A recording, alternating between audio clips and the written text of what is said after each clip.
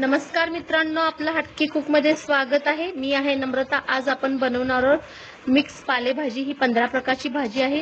ही बघा किती छान मस्त झाल्या। कशी बनवायची पद्धत आपण बघूया। आता आपण 15 प्रकारची ही पालेभाजी घेतलेली आहे। स्वच्छ निवडून अगदी धुवून चिरून घेणार आहे आपण। भाजी बनवण्यासाठी लागणारे साहित्य: टोमॅटो घेतलेला आहे, शेंगदाण्याचं कूट घेतलेला आहे, लाल तिखट घेतलेला आहे, हळद घेतलेली आहे, हिंग घेतलेली आहे, जिरं घेतलेलं आहे, कढीपत्ता घेतलेला आहे, आलं लसूण ठेचून घेतलेला आहे, त्यासोबत मिरच्याही घेतलेल्या आहेत। ही भाजी मी स्वच्छ धुवून चिरून घेतलेली आहे। भाजी बनवण्यासाठी आपण तेल घेतलेलं आहे। तेल थोडंसं जास्त घ्यायचं, कारण पालेभाजी खूप छान होते। तेल कमी घेतलं की टेस्टी लागत नाही। आणि तेल तापल्यानंतर आपण सर्वप्रथम जिरे टाकणार आहे।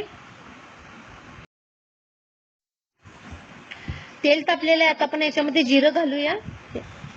हे बघा, जिरं जरा तडतडलंय ना की ह्याच्यामध्ये आपण मिरची घालणार आहे। मिरची झाली की आलं लसूण पेस्ट टाकणार आहे, कढीपत्ता टाकणार आहे,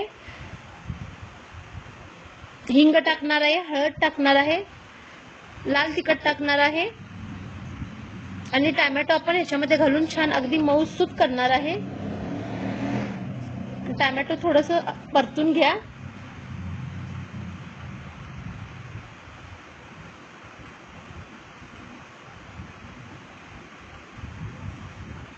टोमॅटो चांगले मऊसूत व्हायला पाहिजे। हे बघा, टोमॅटो आपले छान झालेले आहेत, तर शिजत आहे टोमॅटो। मग आता आपले टोमॅटो शिजले ना की त्याच्यामध्ये आपण पालेभाजी घालणार आहे।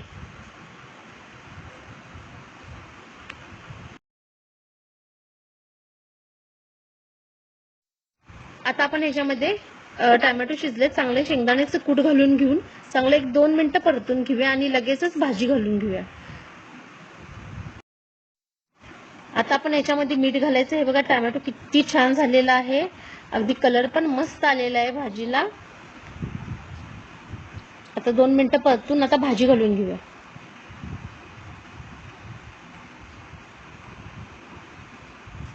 भाजी पण एकसारखी 2 मिनिटं परतून घ्यायची आणि झाकण लावून ठेवायचं। आता आपली भाजी परतून झालेली आहे। आता ह्याला 10 ते 15 मिनिटं झाकून ठेवा।